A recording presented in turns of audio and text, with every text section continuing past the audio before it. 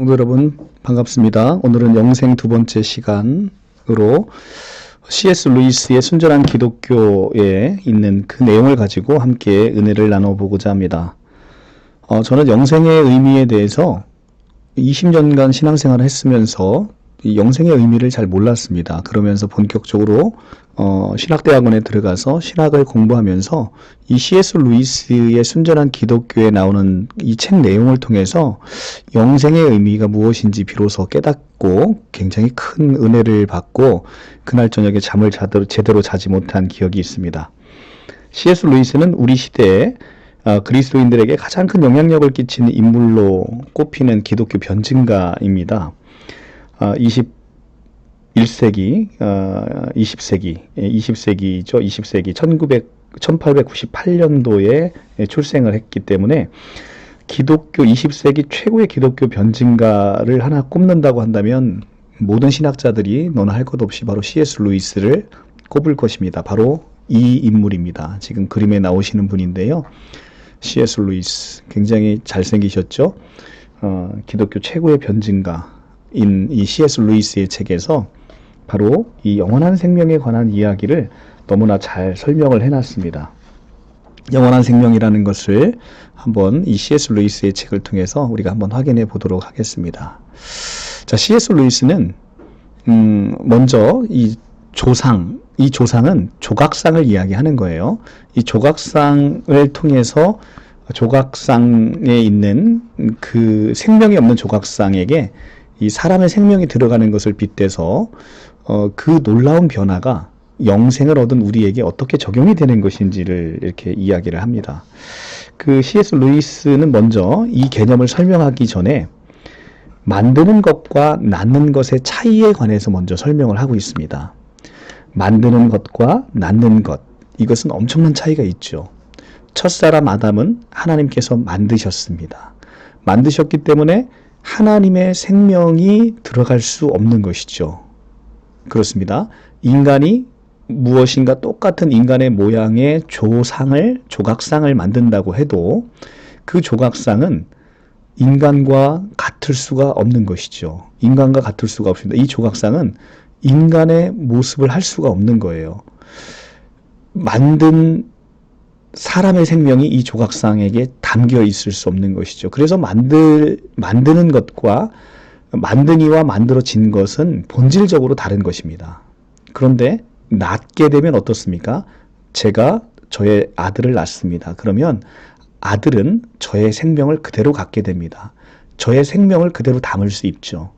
만들어진 것은 만드니가 자신의 생명을 그 만들어진 조각상에게 담을 수 없습니다. 그렇지만 사람을 낳는다고 한다면 다르죠. 사람의 생명을 그대로 그 낳음을 입은 이 생명체에게 자신의 생명을 줄 수 있는 겁니다. 첫사람 아담은 만들어졌습니다. 그러니까 하나님의 생명을 담을 수 없어요. 그런데 둘째 사람 새 아담, 우리는 새 아담에 들어가잖아요. 새롭게 태어난 사람들이라는 것이죠. 어떻게? 바로 요한복음 1장 12절 13절에 나오는 겁니다. 영접하는 자, 곧 그 이름을 믿는 자에게는 하나님의 자녀가 되는 권세를 주셨으니 이는 혈통으로나 육적으로나 사람의 뜻으로 나지 아니하고 오직 하나님께로부터 난 자들이다. 낳았다, 태어나다 라는 의미를 갖고 있습니다. bear, born 할 때 그 born, children born of God 이렇게 쓰는 것이죠. 그런 이 하나님으로부터 태어난 사람은 하나님의 생명을 그대로 받게 된다는 것이죠. 낳은 것이기 때문에. 그렇기 때문에 이렇게 하나님의 이 생명을 받은 자는 하나님으로부터 낳아야만 비로소 갖게 되는 하나님의 생명을 갖게 되는 거예요. 옛사람 안에서 사람은 하나님의 모양을 하고 있습니다. 그러나 그래서 하나님과 비슷한 점이 많아요. 창세기 1장에 우리가 우리의 모양대로 사람을 만들자. 그래서 인간은 하나님의 모양을 가지고 있어요. 그래서 하나님과 비슷해요. 그렇지만 하나님의 생명과는 똑같은 종류의 생명을 가지지 않는다는 것이 C.S. 루이스의 설명입니다. 그렇죠. 만들어졌기 때문에. 그렇기 때문에 이 생물학적인 의미의 이 인간이 가지고 있는 생명, 만들어진 생명은 하나님 안에 있는 생명과는 종류가 다르다는 것이죠. 당연합니다. 하나님의 신적인 생명과 만들어진 인간의 피조물의 생명은 다를 수밖에 없는 거죠. 이것은 하나님의 생명에 대한 일종의 상징과 그림자에 지나지 않습니다. 인간이 갖고 있는 그 첫사람 아담 안에서의 생명은 하나님의 생명에 대한 그냥 상징과 그림자일 것이지 같은 종류의 생명이 아니라는 것입니다.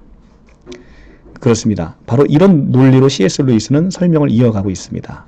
그래서 인간이 자연적으로 얻을 수 없는 것이 있는데 그것이 바로 영적인 생명인 하나님의 생명, 하나님 안에 있는 생명인데 그것은 생물학적인 생명과는 다른 생명이라는 것이죠. 그리고 그보다 더 위에 있는 생명이 바로 하나님의 생명, 영원한 생명, 조회라는 거예요. 우리가 두 가지 다 생명이라고 부릅니다. 두 가지 다 인간은 그것을 둘 다 생명이라 부릅니다. 그렇다고 해서 하나님의 생명과 인간이 자연적으로 갖고 있는 두 생명은 같은 종류의 생명이 아니라는 것입니다. 그렇다고 해서 우리는 이 두 종류의 생명을 같은 종류로 생각한다면 우주의 광대함과 하나님의 광대함을 같은 종류로 생각하는 것이나 다름없는 잘못을 저지르게 된다는 것이죠. 사실 생물학적인 생명과 이 영적인 생명인 하나님의 생명 사이에는 너무나 중대한 차이가 있다는 것입니다. 이것이 바로 C.S. 루이스의 설명입니다. 그래서 저는 이 두 가지를 각각 다른 이름으로 부르려 한다. 실제 성경에서도 이 두 가지를 각각 다른 이름으로 부르고 있지요. 자연을 통해 우리에게 오는 생물학적인 종류의 생명, 우리가 가지고 있는 이 생명은 늘 소모되고 쇠퇴하는 성질이 있어서 공기나 물이나 음식을 통해서 끊임없이 자연의 보조를 받아야만 유지되는 생명입니다. 그것을 영어는 바이오스라고 부르고 있다는 것이죠. 그런데 영원 전부터 하나님 안에 있는 영적인 생명은 어떻습니까? 이 자연 세계 전체를 만들어낸 위대한 생명이고 그 생명은 조에라고 부르고 있습니다. 이 조에라는 이 헬라어에 있는 이 조에 생명은 하나님의 생명인 것이죠. 바이오스는 어떤 그림자나 상징처럼 조에를 닮아 있는 건 사실입니다. 하나님의 형상대로 창조함을 받았기 때문에. 그러나 그 유사성은 사진이나 풍경이나 조각상과 사람 사이에 나타나는 유사성과 같은 종류의 것입니다. 위대한 조각가가 있어서 사람하고 비슷한 조각상을 만든다면 사람과 분명 유사점이 있죠. 그러나 그 안에는 생명이 없습니다. 그런 사람에게는 생명이 있죠. 이런 본질적인 차이가 있다는 거예요. 그러므로 사람이 바이오스를 가졌다가 조회를 갖게 된다는 것은, 사람은 바이오스를 갖고 있죠. 그런데 그 사람이 하나님의 신적인 생명인 조회를 갖게 된다는 것은 이 조각상입니다. 이 석상이 진짜 사람으로 변하는 것만큼이나 큰 변화가 아닐 수 없습니다. 생명체가 없는 조각상에게 어느 날 사람의 생명이 들어간다면 얼마나 큰 놀라운 본질적인 변화이겠습니까? 너무나 큰 변화가 아닐 수 없습니다. 이것이 정확히 기독교가 말하는 생명, 영원한 생명에 관한 이야기라는 거예요. 이것이 정확히 기독교가 말하는 것입니다. 이 세상은 위대한 조각가의 작업실이고요. 우리는 그 조각가가 만든 조각상들의 그것에 지나지 않았다는 것이죠. 그러니까 피조물의 한계를 이야기하고 있습니다. 그런데 지금 이 작업실에 우리 중 일부가 언젠가는 무생물인 조각상이 생명을 얻으리라는 소문이 떠돌고 있다는 것입니다. 마찬가지입니다. 피조물인 인간, 바이오스를 갖고 있는 이 인간이 언젠가는 하나님만이 갖고 있는 조회라는 생명, 이 조회라는 생명을 갖게 된다는 소문이 떠돌고 실제 그 중에 일부가 하나님의 생명을 갖게 되는 놀라운 현상이 일어나고 있다는 것이죠. 이것이 바로 우리가 영생을 얻는 것, 조회를 얻게 되는 것, 하나님의 생명, 인간이 한 번도 가져보지 못한 하나님의 생명을 갖게 된다는 것의 설명입니다. C.S. 루이스의 이 설명이 너무나 위대하고 이 순전한 기독교를 통해서